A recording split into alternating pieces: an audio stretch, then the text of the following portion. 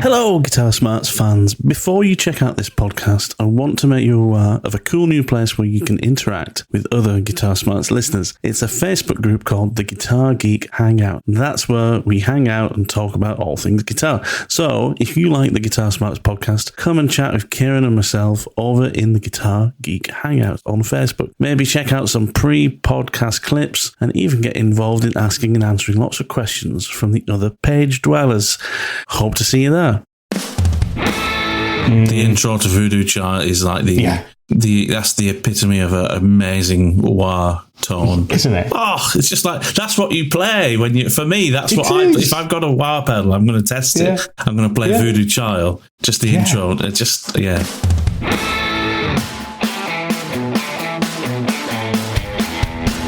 Greetings, welcome back to the Guitar Smarts podcast.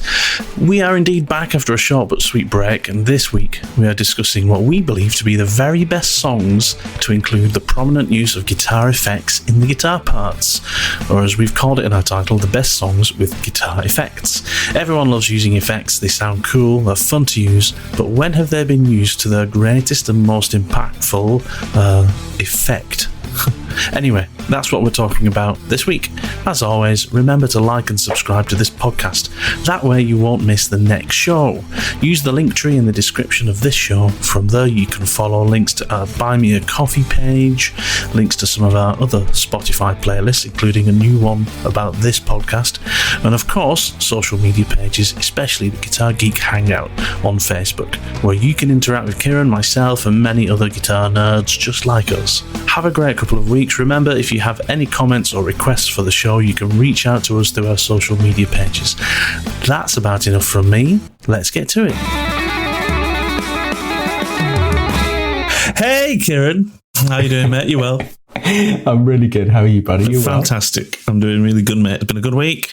It's been a good week. Yeah, and we're back to seeing each other in the call. Yes, we're back to virtual, which is a shame because we were face to face last week. Face to face, absolutely, in the at the Farmers Inn Jam. Yeah, it was fantastic. First time for me to go to that jam night that Demo runs. It was so great to meet people that also I know through us doing the podcast, and you know people that you know well, and that I feel like I've known for some time but never actually met. So it was nice to meet Ollie and Dave Bartlett and people like that, and just fantastic, great fun, really good night. I needed it as well, really needed it to blow the cobwebs off. So and blow them off. You did, sir. It was actually Demo blew them off. I think Demo blew most of my cobwebs off with his stereo Lukather-esque ear piercing rig. I was trying to hear the drummer over monstrous. Him. It's quite monstrous, isn't it? Quite monstrous. It's that Luke that he's got though. Oh my god!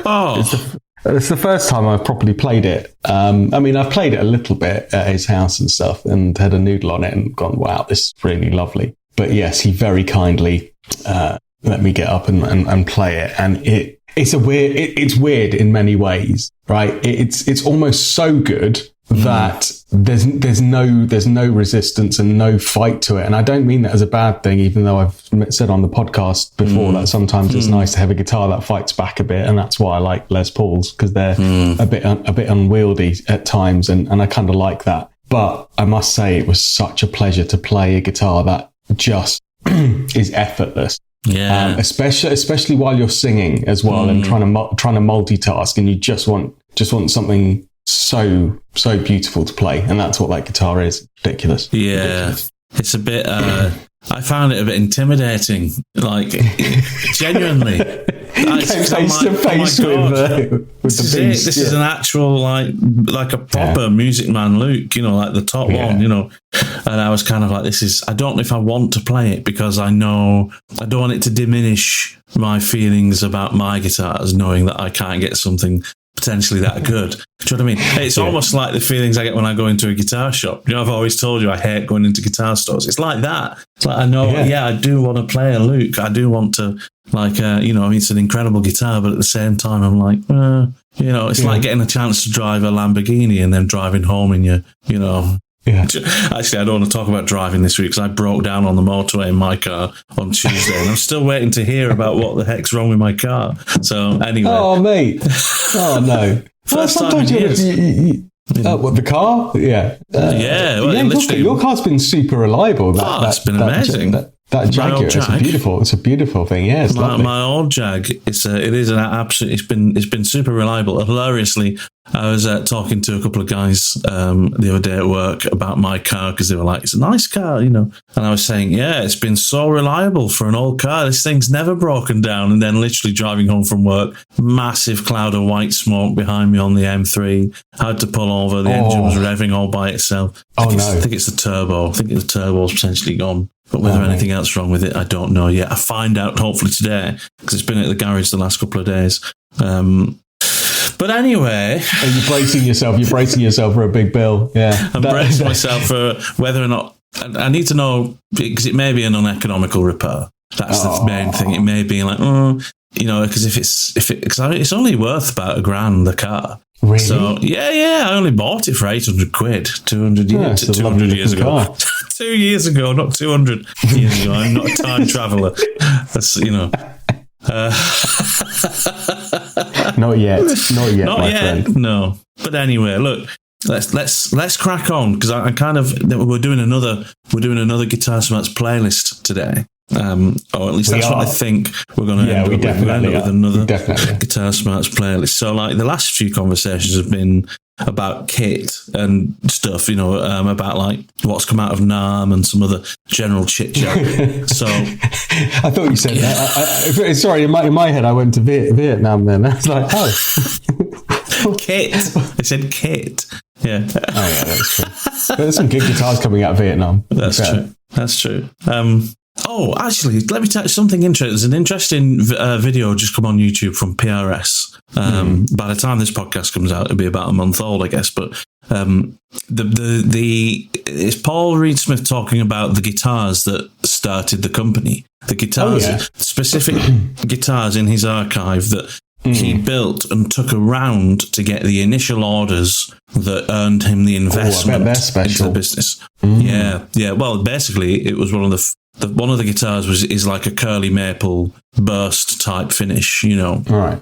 And he was talking about how at the time nobody was making curly maple guitars, Fender, it was all the shred era, everyone was making coloured guitars or, there was no kind of natural wood finishes. And so it was very, different. And basically PRS brought back that late 50s Gibson curly maple, burst finish to the scene. And it was fascinating hearing him talk about his conversations with Ted McCarthy, because Ted McCarthy, obviously, who helped design the original Gibson Les Paul, was saying that all the 50s guitars had curly maple tops, but obviously they painted them gold for a lot of the 50s. Yeah, and he said the reason was they didn't want Leo Fender to know that they had a maple cap.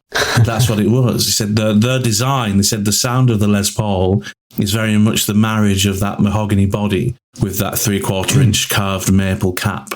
And they didn't want Leo Fender to know that's how they were constructing the bodies. Obviously, he could have bought one and taken it apart. But they said the main reason they didn't want him to see it on the guitars. So they painted them gold. And it was only the last 2 years of production in the 50s, obviously, as we know, where Gibson said, let's show the wood. Let's show that wood. And it's bizarre, isn't it? But interesting. I thought it's a very good video. Very interesting. I like hearing Paul Reed Smith talk. He always talks with such passion about his guitars. Very passionate. He's very passionate. Slightly obnoxious. No, I don't find it obnoxious, because I think a man of his caliber and wisdom and like passion has almost a right to be when you've built a company. When you've built a company from nothing up to that level and you're still actively involved and passionate. I know what you mean. He can sometimes come across as a little bit in your face and a little bit arrogant, but do you know what? I don't mind it, because he's earned it. He's damn well earned it, and he's grafted. But he does come across as a little bit lacking focus, shall I say, sometimes. Exactly. Sometimes his conversations are literally all over the place, and you kind of go, well, that's how this man has built such a successful company, because he's literally, his brain's moving at 1,000 miles an hour, isn't it? So it's incredible, really, when you think about it, you know. But anyway, cool, this week we are talking about guitar effects in music. We are. You know, what iconic songs, or even not iconic songs, even just songs from, you know, the back of the rack, so to speak, that have had great that have used guitar effects to great effect. Hang on. Exactly.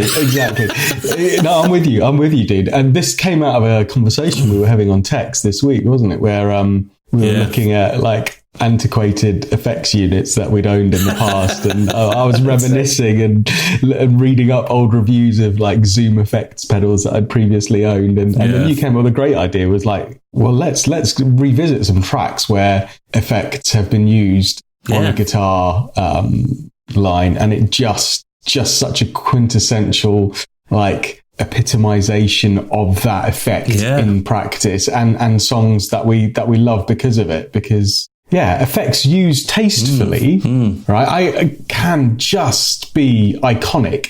I've always been someone that tried to keep their setup relatively simple and not have too many effects on my signal chain at any one go, but when used tastefully, it can really add to something. And, you know, there are players that put lashings of effects on Tom Morello, Edge from U2, and they get away with it because they just use it as part of their soundscape. And it's a great thing. So we thought we'd recognize some of those songs today for us, right? And in true Guitar Smart style with the playlist. But obviously then that creates a whole discussion point to take over to the Guitar Geek Hangout, because that's right. We can only represent our list today in the next kind of 30, 40 minutes of what we like. But there are so many examples that our listeners are gonna tell us about, I think. Absolutely. And I think one of the things I loved about learning guitar when I was growing up was it was like buying your first multi-FX unit was like a rite of passage. I don't know if kids do that these days. I mean, like, you know, like, well, your son, for example, is learning guitar. He's got himself a nice electric guitar. Does he have a multi-FX unit yet?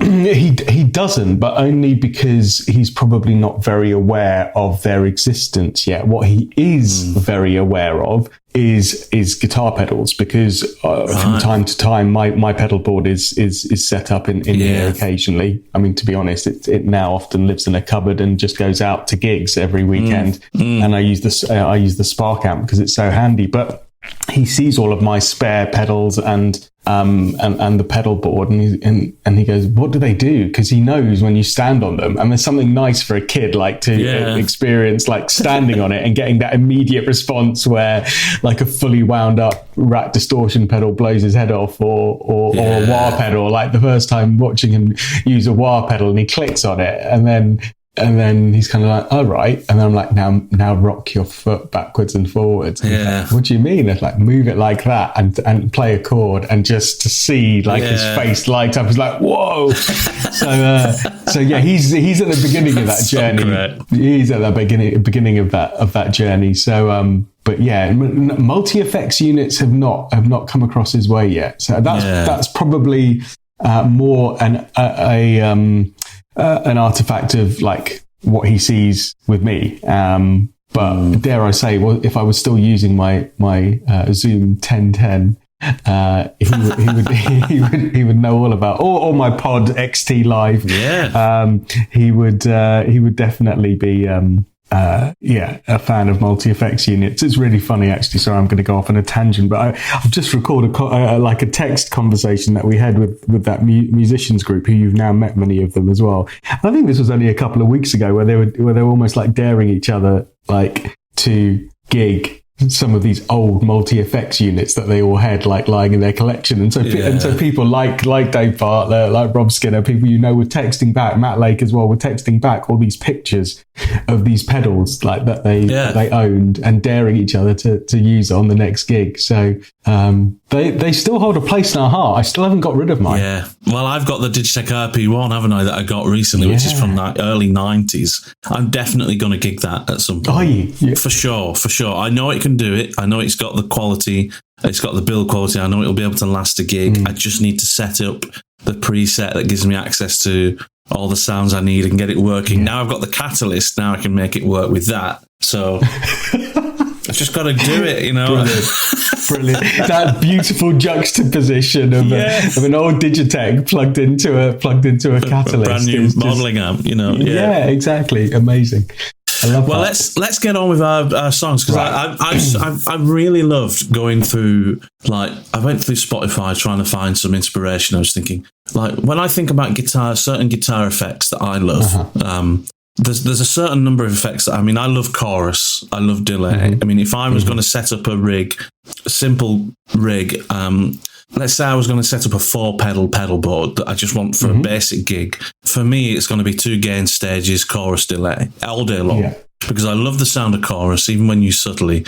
And I delay, for me, makes the guitar feel different in my hands. It makes me play differently. It kind of makes me listen for the delay, and that makes me put space in my playing, you know. So I love delay, and I wanted to. The first song for me that I ever heard, because it was a track in Total Guitar that you could learn years ago, and it was the first song I ever heard really that I understood had delay as part of the sound, was "Wonderful Land" by The Shadows. Sorry to interrupt this conversation. However, if you're a regular listener, then you should definitely come and join us on our Facebook group, the Guitar Geek Hangout. Go and join the Guitar Geek Hangout on Facebook now before you carry on with the podcast. I'll wait here. Welcome back. So obviously Hank Marvin. Nice. Known for that beautiful, clean Strat sound. And you know what? Even if you listen to it now, you go to the playlist that we made and listen to "Wonderful Land" by The Shadows. It's a 1962 recording. Everything's pretty much in mono. You can hear, obviously, the rhythm guitar and bass track, and there's some strings and a drum track, and it all sounds mono. But the guitar, the lead guitar sound, just sounds like 3-dimensional, not even stereo. It just sounds so amazing. And it's obviously just a very simple melody, but there's parts where he really accentuates what he's doing with the delay, with this rhythmic thing that he's got going on using, I think he's using a couple of, I think they were possibly Watkins copycat tape delay units at the time. Okay. I think Hank Marvin used a number of different types of delay units. I think at that time he was using the Watkins copycat, so a tape delay with like multiple heads on it.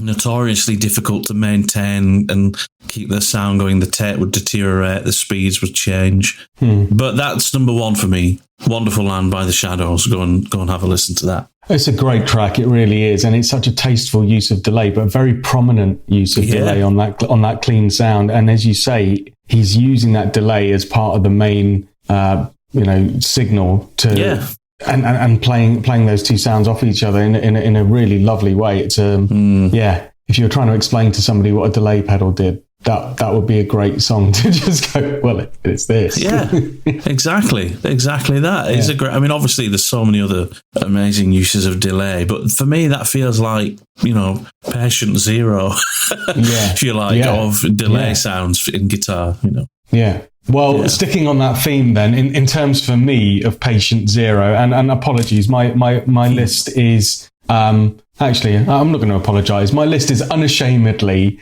like a chronological discovery of modulation effect as it happened in my lifetime, right? So, hopefully for many listeners of this show who share my kind of background and music tastes, you'll probably have a few of these songs in your own list, because you'll go, oh yeah, that was the first time I heard that effect, and then didn't know what it was, but prompted me to go and find out how they're creating that sound. And that's what a lot of my list represents, is me hearing a great guitar sound for the first time and going, okay, what is on that guitar tone that is making it sound like that? And then going away and trying to replicate it and figure it out. So for me, my first one was a delay one, and it's a very obvious one for me, which is the intro to Welcome to the Jungle, which is definitely a juxtaposition to the Shadows number that you mentioned. But for me, it was just like, wow. Well, I've learned the lick from the tab book, and I've heard the CD, but clearly the effect itself adds so much to that intro. Yeah. Because of, first of all, the level of the mix, like, so his kind of dry signal versus that kind of wet delay sound. It's like it's 50-50. So it almost, you can't tell the original sound from the delay sound. They interplay with each other. There's quite a lot of like time delay on it. I couldn't find the exact delay settings, and depending on the delay unit that I'm using and the amount of feedback that it should be around like the 50-50 kind of level in the mix. It's anywhere between like 400 milliseconds all the way up to like 750 milliseconds, which sounds like a huge range, but honestly, it does kind of vary from rig to rig when I try to occasionally dial it in. And I found it does work best just going straight into the front end of the amp to create this sound for some reason rather than the effects loop. But I think the delay time also depended on how much cocaine Slash had used at the time of the gig, right? It was heroin back in those days. Cocaine was child's play, But it's a fair amount of delay with a lot of repeats and a heavy amount of dry and wet signal going on. So it's fully in your face. But that's a great one just to illustrate to somebody, right, here's the notes that you play and listen to that. Now click on this delay pedal with those types of settings. I think it was a Boss DD3 that he used. So it's not an expensive delay pedal. It's a Boss stomp box, right? A digital delay. Yeah. But with those settings on it of around, I don't know, let's say 700 milliseconds delay, it all of a sudden that lick just comes alive and you learn how to play with delay because you're hearing the repeats intertwined. So cool. And I think in terms of rhythmic delays, I think we have to give a shout out to The Edge from U2, right? Who for so many pretty much everything that's a good song on the Joshua Tree album, is down to amazing. I mean, one of my favourites of his is New Year's Day because it's such a great song, also and a great guitar solo. But everything's punctuated by those rhythmically timed delays. Like it's not just. The timing of the delay is linked to the tempo of the song, so it feels like it kind of pushes things along. But there we go, man. That's a good shout. Welcome to the jungle. Well, next one for me is I don't know if this is an obvious one, but for me, I love Van Halen. Always love Van Halen. You do, yeah. And he kind of used a phaser quite a lot. But for me, one of my favourite effects that he used is the flanger. I've always loved the sound of a flanger. Very much closely linked to chorus flange. They're very similar in how they're created. But the song Unchained is one of my favourite tracks from Van Halen. Amazing riff, amazing tone, absolutely bone crushing rock guitar tone. Still, you can hear every note of every chord that he plays. That was one of the most amazing things for me about Van Halen's tone is even when it was heavy, you could still hear everything he played. He wasn't just a low-end riff guy. He'd play chords and things up and down the neck all the time.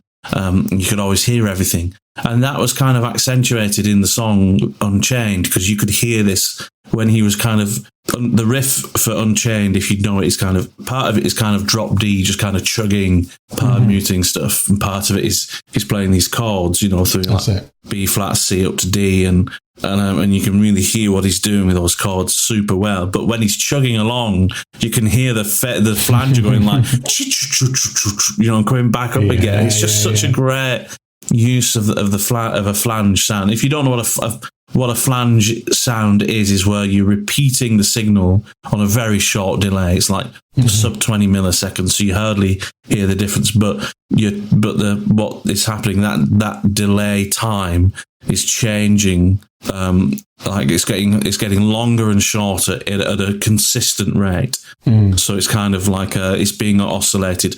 And then what you hear is this comb filtering effect that happens as those signals coming in and out of phase, and that's how you hear this kind of weird rising and falling of certain frequencies. It's awesome. It's such a great sound, used brilliantly in Unchained. And it's a really prominent display again of that effect on that track, and I love it. It's one of those effects that is so dominant generally to make it to get it to work within a mix. You've got to use quite a lot of it. I don't think there's ever someone will tell me that I'm talking nonsense, but I don't think there's such a thing like as a smidgen of flange on a track, or like this episode has been filled with innuendos. I'm sorry for anyone listening from the beginning of this show, and the amount of innuendos that we've had to choke down. That one genuinely wasn't intentional, and none of them have been intentional up until this point. But apologies. This is. We both held it together pretty well, but yeah, brilliant. Not so much. But you know what I mean? You've either got to have the effect there and present, or not bother. For sure. And that song does it in spades. To me, it's that sound of, and I love this. It's almost that kind of like the sound of a swirling jet engine. Yes. over the top of the guitar track. Totally. And it gives it a really muscular, visceral kind of jet engine roaring sound, which I love. There was a track I used to gig years ago in a rock band, and I'm not even sure if there was a flange on the original track. So the song was Word Up.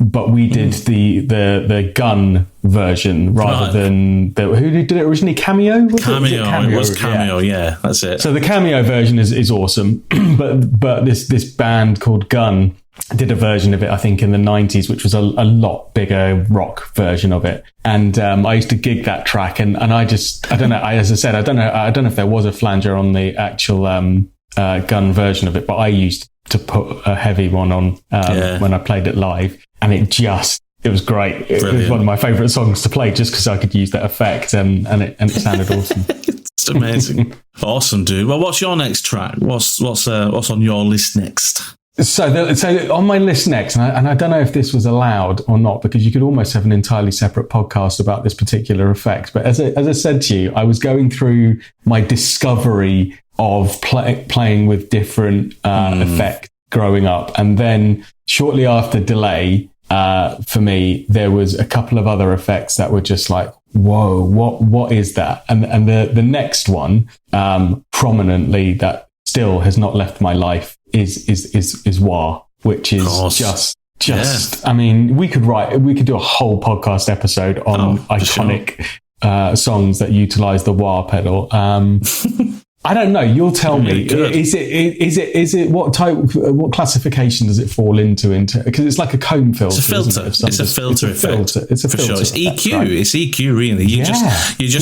You're taking a particular frequency range and you're filtering the signal down into that. You're filtering out everything that isn't in that little band. Mm-hmm. But all the wah-wah pedal's doing is allowing you to move where that little filter is in the range. So you just you're creating this moving peak of signal that's accentuating a certain range of frequency. Yeah. And filtering out the rest of it around it. So it's kind of that's why it's called a wah, because it's kind of the same as you kind of doing. If you can do the same thing with your mouth by kind of keeping it closed and then opening it slowly as you're talking. You know, it's just that. That's all you do. Well, invariably, when we all get a wah pedal, your mouth does that in an involuntary fashion for the first.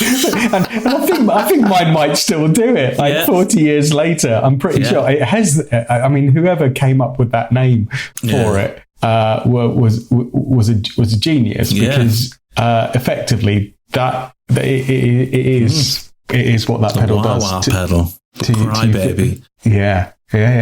Amazing. It was Vox that I think that was the original wahs. Yeah. But yeah, I mean, there's so many tracks, but the ones that spring to mind, like from the earlier days of that pedal, like were White Room, Clapton. For sure. Yeah. Just amazing. A Vox 846 wah pedal. Mm-hmm. Superb. You can still buy them now. You can still buy them. Yeah. Still buy them. Voodoo Child, Hendrix, incredible display of the wah pedal. Sweet Child of Mine, I use a wah pedal on that every weekend, and it's that bit in the song in the middle of the solo where it goes from a nice kind of soft rock song into something a little bit more aggressive, and it's when he clicks on that wah pedal and then plays that infamous ascending lick that all of a sudden things start to get a bit more exciting in that song. And that's the wah pedal that's really just driving that energy and emotiveness behind that part of the solo. the theme from Shaft. My dad gave me the LP of the soundtrack of Shaft, and it sounds great. The original pressing of that vinyl, it really does. It's one of my hi-fi test vinyls, and you put it on and you listen to it, but just the wah pedal in that is proper funk wah pedal. Charles Skip Pitts. Is like the funk guitarist on that track, and that is the wah pedal, that 70s kind of, funky wah pedal. It's amazing. Anything that Kirk Hammett does probably is a wah pedal on it. Well, he can't help himself, can he? No. I think he had surgery to convert his right foot into a wah pedal. I think he did. I think you. Yeah. He didn't. He realised he didn't actually need his. Everywhere he goes, you can hear him coming. Yeah. Wow. Oh, there's Hammett. Kirk's on his way. Yeah. I think one that you put on your list, Voodoo Child. That for me is the intro to Voodoo Child. Is like that's the epitome of an amazing wah tone, isn't it? Oh, it's just like that's what you play when you. For me, that's what if I've got a wah pedal, I'm going to test it. I'm going to play Voodoo Child. Just the intro. It just awesome. And the whole scratchy effect that you can get with it. For me, absolutely. It's a pedal that allows almost this kind of vocal like quality for the solos. It's a great way because exactly as you said, Matt, it's almost got EQ, so you can use it to push and cut through the mix with certain frequencies. There's the ability to keep, depending on the wah pedal, but the Crybaby and the Vox type wah pedals, I don't think like the kind of more modern wahs, like the laser ones, like the Bad Horse or the Morley wahs do this. But the old kind of potentiometer wahs that I like to use, you can put them and hold them in a certain position, which is great because it gives you this kind of almost nasal sound depending on where you leave the rocker. Yeah. But you can also use a wah pedal as well to good effect to purposely generate feedback if you're playing some high gain sounds and some kind of rock sounds. And you want a piece of squealing feedback in a song. You see guitarists go to the back of the stage and put their guitar up next to their amp, and obviously to try and generate feedback. Of course, you can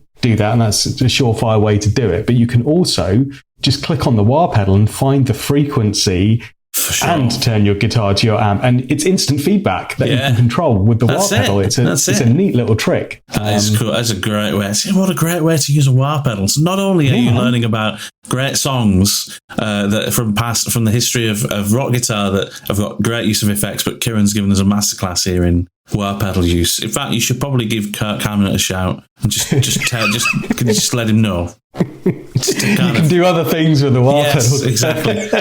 Apart from just hammer it relentlessly. Another innuendo there. And then there's the urban myth thing that, again, the Guitar Geek Hangout will tell us about, but the Dire Straits Money for Nothing sound. Now, in my head, I had always thought that was the sound of a cocked wah, right? Where he'd found a certain frequency and left it in that position, because it sounds like that to me. But actually, I did some reading up while I was making this list, and it turns out that I think I'm wrong on this, and it's not a cocked wah sound at all. It's apparently it was just the combination of different microphones that had been accidentally left in the room from the previous day's recording. And you had some off-axis mics, you had some mics that were just kind of picking up floor reverberations. And I think he doubled the guitar sound in some way, but it creates that weird out of phase, almost like filtered wah sound. But apparently there is no wah pedal on that. I don't know what's right or not, whether it is or not, but maybe someone can help us out. But it certainly sounds to me like you can get closer to that tone with a wah pedal, for sure. Sure. Yeah. That's the only way you're going to recreate that sound live if you're playing that song or in the studio, really, because even they struggled, apparently, according to the urban legend of it all. Yeah. They struggled to recreate that same guitar sound that he got that day because they moved the mics around and stuff, and they realised it was all gone. But I don't know whether that's just a bit of stupid studio legend nonsense. Yeah. And really, it was just a half-cocked wah pedal. Well, the internet is the place to go if you want truth to die. if you want to find out the truth of everything, because it's just internet. No, probably not. So there you go. The wah pedal. I think I've reeled off about half a dozen songs there, which all will make it to the playlist, and there's many more. But what a wicked pedal that is. Well, speaking of vocal quality effects, my next choice is the voice box. Love the sound of the voice box. We all know what it is. You know, that little tube that goes into your mouth. You know, you've got a little speaker firing your guitar sound up into your gob.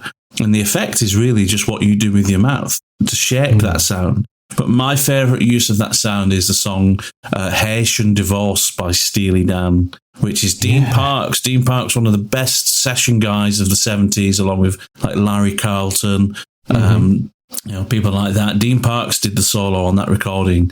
And I think I'm right in saying that Walter Becker, who's the guitarist in Steely Dan, as in he doesn't play all the guitar. Obviously, they used to use a lot of session guys for solos and things. But Walter Becker was one of the songwriters, and I think he added the voice box afterwards. I don't think Dean Parks actually recorded with the voice box. I think Walter Becker added that in post-production, so they, reamped it kind of thing. But Dean Parks' guitar playing on that song is just a masterclass in kind of tasteful guitar soloing, and also like using arpeggios, because it's not always a very diatonic key. You can't stick to one chord all the time. So as he's moving around through the chords, he's playing a lot of arpeggios. It's a great solo to learn.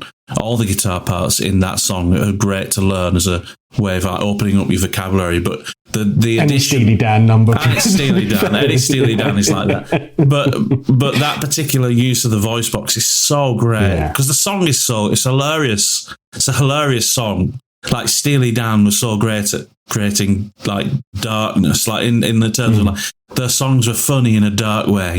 Haitian Divorce is about a lady who's sick of her husband and wants to get a divorce. And you used to be able to go to Haiti and get these Haitian. They used to do like divorces that you could both people don't have to be there. And they weren't legal in the US, but people would go there and get these divorces. And the story is about a lady who goes there to get her divorce. And while she's there, she decides, right, I'm a free lady. She goes out and parties and she gets pregnant by, this Haitian person. And then all the things that happen after that. And it shouldn't sound funny, but the way, like I said, Steely Dan have this way of making certain things kind of almost comical. And it's such a great song.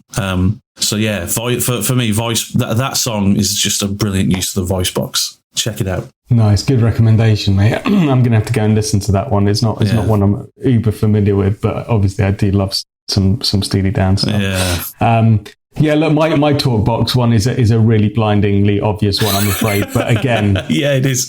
It really is, and it's obviously Bon Jovi's "Living on a Prayer." But that is to me another one of those ones that when I first heard it, like in the 80s, I just couldn't understand how the guitar was making that sound. And then you see the videos and you see that there's this pipe going into your mouth and you're like, well, how does that even work? And it took me ages to figure out how the whole thing actually worked. And it's one of those effects that I don't think I've ever seen or played in a band where anybody has actually had a talk box, because it's such a sound, right? Yeah. And by that I mean like a jobbing kind of band of the likes that we would play in, right? Obviously, you go and watch Bon Jovi live and there's a talk box, or you go and watch Peter Frampton and there's a talk box. You expect it to be there as part of their sound, if only used for a couple of songs. But it's not something you're gonna whip out at down the Dog and Duck when you're playing a 2 45-minute sets, are you? No, exactly. It's an awkward thing to make it sound right, because you're disconnecting your guitar sound from your rig. You have to remember your tone no longer comes out of your guitar amp. Right. You're pressing on the pedal, and the pedal becomes your amp, and the little speaker inside sends the sound up a pipe into your mouth. And you can try this with your phone, for example. You play something on your phone, some music, and where the speaker is, just put it near your mouth, and then you'll realise you can shape the sound by changing. Exactly. That's all you're doing. But then that sound comes into your microphone and out the PA. So it's hard to get the sound right, because you've got to get your guitar sound right. And then, when I step on that, it's no longer coming out my amp, it's the PA. So is the sound level right and everything. It's hard to make it work right if you don't have a decent PA system. So that's probably why a lot of people don't use it. But anyway, because it's a massive faff. But if you're like me and a million other guitarists, again, it's where your wah pedal comes in. That's it. That's a rough approximation of a vocal quality when you're playing Living on a Prayer live. We can't mention the voice box without mentioning Peter Frampton. Obviously, right. Show Me the Way is covered in it, but go on. It's like, I'm going to put some tracks in the playlist from Peter Frampton's famous live album, Your Frampton Comes Alive. Everyone's heard of it, but if you've never listened to that live album, you are missing out so much on an amazing live performance album. But Show Me the Way is on there. But Do You Feel Like We Feel, or Do You Feel Like We Do, I think it's called, the last track, which is a big track. The whole thing is pretty much a guitar solo. And the last half of it is he's using the voice box, and it's awesome. So I'm going to put those on the playlist as well. Yeah. Okay, so moving on. My next one is Fuzz. So one of my favorite, and I like this song for the fuzz tone because I heard this a lot in my house growing up when I was just starting to play guitar.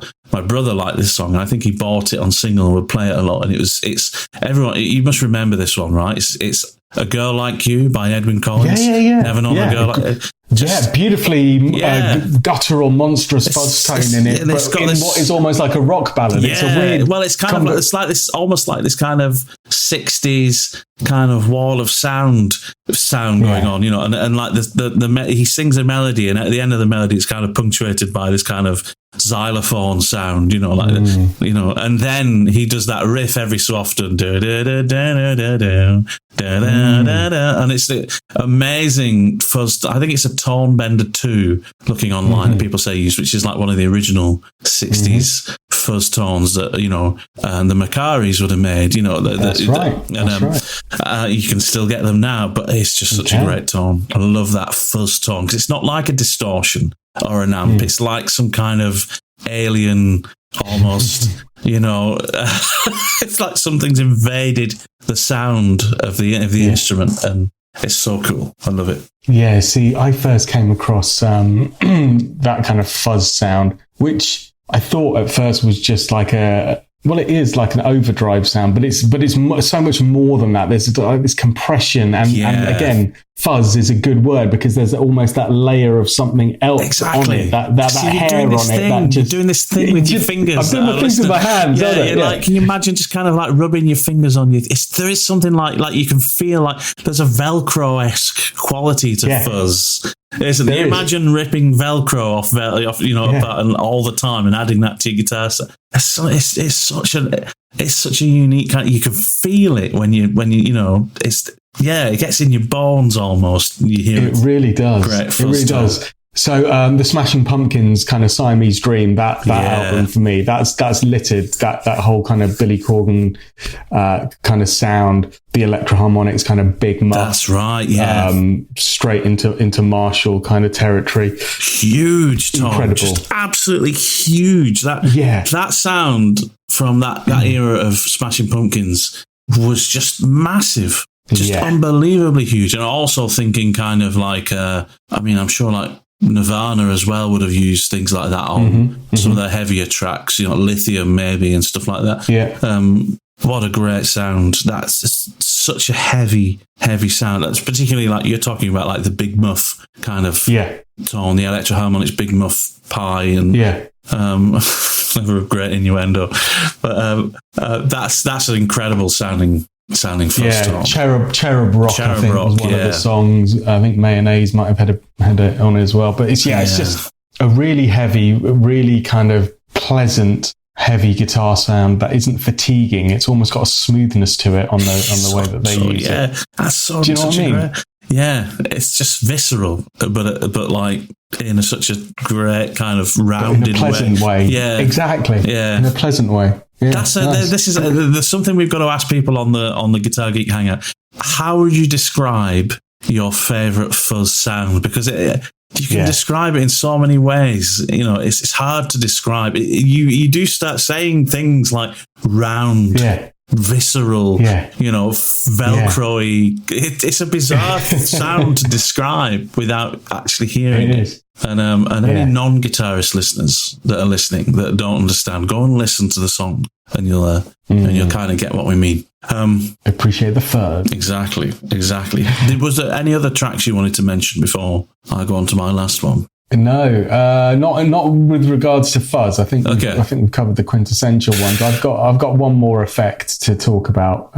One more effect for me as well. I think I've got a feeling we might be talking about the same effect. For me, the last effect that I look, and I mentioned it at the beginning, if I'm going to have effects on my board and a simple board, it's got to be chorus for me. And my favourite track that's got chorus on is probably Sailing by Christopher Cross, which is kind of like an 80s yacht rock, ballad. It is exactly that. From the early 80s, great. Exactly.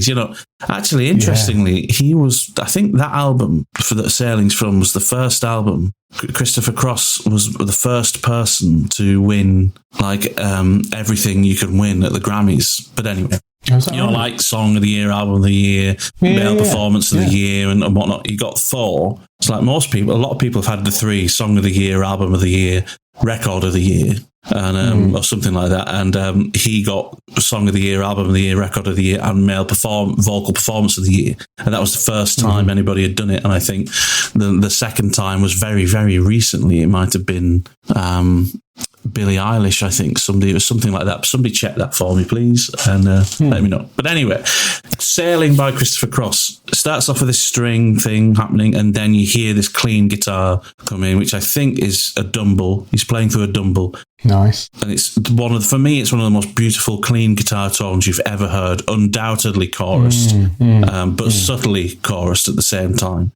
And the whole track is him playing these kind of arpeggios on almost open strings on an electric. It's a beautiful song, really nice little, soft rock kind of thing. But check it out. For me, that's just such a beautiful use of the chorus guitar sound. But I think I know which song you're thinking of. The chorus. I've got a few. I like you, mate. I love chorus. It can be used in really over the top, dominant. Kind of presence. Yeah. Things like, you mentioned Nirvana earlier, but Come As You Are by Nirvana. Again, that was one of the first songs where I was just like, and it's such a prominent display and use of chorus where you think, how did that work? But it genuinely worked in that song because it had the space to breathe around it with the rest of the instruments. And that's a lot of chorus. But chorus, unlike we were talking about with flange earlier on, chorus is one of those effects where you can use it really over the top, like in Come As You Are, or like Stevie Ray Vaughan's kind of cold shot type sound, which I think has got rotary as well as chorus and stuff. Or it can just be used really lightly to just add this little shimmer and this little kind of sweetness. Yeah. I think of chorus, just a little bit of chorus is just adding sweetness to clean sounds. That's right. And things like obviously Purple Rain, Wendy Melvin's kind of beautiful guitar playing on Purple Rain, but just that shimmering kind of chorus. See, there you go. There's another descriptive word for these effects. Shimmering, right? It's kind of gives that shimmering effect to it. Just a little smidgen of chorus on stuff just works for me. So I think Nirvana, Kirk was using one of the kind of electroharmonic small clone chorus pedal. So not still a pedal that you can get to this day. And I'm not sure what was used on Purple Rain, but I think it was a Boss CE1 chorus pedal. So you don't have to get any of these kind of majorly boutique things. No. Some of these tracks have got run of the mill effects on them, but you can use them to really great effect. So a little bit of chorus is beautiful. A little bit of chorus goes a long way. I think it can sometimes, it can, and I guess it's the whole idea of chorus is trying to replicate that sound you get when, if you go to a symphony orchestra and you listen to multiple violinists play. Yeah. They're not all perfectly in tune. That's where the size comes from in the sound of an orchestra, right? It's, if every violinist was exactly perfectly in tune with each other and everything they played, the volume would increase, but it would still sound like one violin. And you get that size in the sound from the imperfections between them, and that's kind of where chorus comes in. A guitar chorus effect is trying to make it sound like multiple instruments, and the effect you get when multiple instruments play the same thing. So all a chorus is doing, it's delaying your signal and adding it back and changing the pitch slightly. So it's like it's like a delayed vibrato added back into the dry signal. And if you do that, you can try this out yourself. You'll get, if you've got a decent delay, set yourself up with a delay, a normal delay that maybe repeats 2 or 3 times, 300 milliseconds, and play a guitar with a tremolo and just strum a chord and let it repeat. And as it's repeating, just slowly, move your vibrato arm. And as the delays have a different pitch to what you're playing, as those delays come in, you'll hear the same chorusing effect. It's a really cool way to kind of get a chorus, is to have a delay that's got good volume and just use your vibrato, and you'll hear it ever so slightly. You've got to do it subtly, but you'll hear that chorusing effect come in. That's all a chorus is doing. Well, a track like that, that reminds me of that, is like Wicked Game, like the Chris Isaak kind of track, right? I mean, that is reverb, which is a beautiful use of delay and the trem arm on a guitar. Yeah. But it gives almost like that chorus effect. I don't think it's a chorus pedal on there, but it is that interplay of delay and tremolo to create that effect, right? Yeah. That's such a great example. Isn't it? I'm going to listen to that as soon as we finish this. It's such a great song. That song is just chef's kiss, as the youth of today would say. Well, I think we've wrapped it up, mate. I think we have. That's a brilliant list, a great little playlist there. Fantastic use of guitar effects, pedals, and certain tones and things. Go and give the playlist a listen. The link will be in the description, in the link tree. So you just need to go into the Guitar Smarts link tree. You see links to everything there, but the playlist will be in the Guitar Effects playlist. Go and listen to those songs and enjoy them. Any plans for the weekend, mate? I'm gigging, mate, tomorrow. I got we're doing a Masons Lodge gig down in the New Forest. I don't know why I find that so funny. Well, gig's a gig, isn't it? A gig's a gig. Wow. A gig's a gig. So ladies' night apparently. So looking forward to that. It should be good. So apart from that, I'm going out tonight for a birthday party bash. So very nice. Yeah, I've got a full on weekend. I can't wait to hear how the Masons gig goes. You're going to have secret handshakes between you and the band just to wind them up, or you're going to carry all your kit in like square-shaped briefcases and pinstripe suits. I'm intrigued. I've played for Masons Lodges years ago, so it's been a while. So a gig is a gig, as they say. Go. So how about you, buddy? Anything planned for this nothing weekend? Planned for this weekend, really. I think depending on the bill that's going to come in for fixing my car, it may be eating beans for meals. I don't know. No, be all right. Be fine. Nothing planned musically. Just bit of practice and a bit of DIY, probably. Just a bit of lovely. Sorting the lawn out. Lawn needs a mow. I overseeded it, and top dressed it last week. But enough. This isn't lawn smarts, so let's leave it there. This is not lawn talk. All right, dude. Well, I'll tell you what. Have a cracking weekend, a cracking week. I'll speak to you later on. Yeah, lovely to chat, mate. See you soon. Absolutely. All the best, mate. Ta-da. Thanks so much for listening. If you like what you hear, then why not give the rest of our shows a good listen too? And if you love our podcast and are a regular listener and you want to support the show even more, then consider buying us a coffee over on our Buy Me a Coffee page. Anyway, best wishes. See you next time on the Guitar Smarts podcast.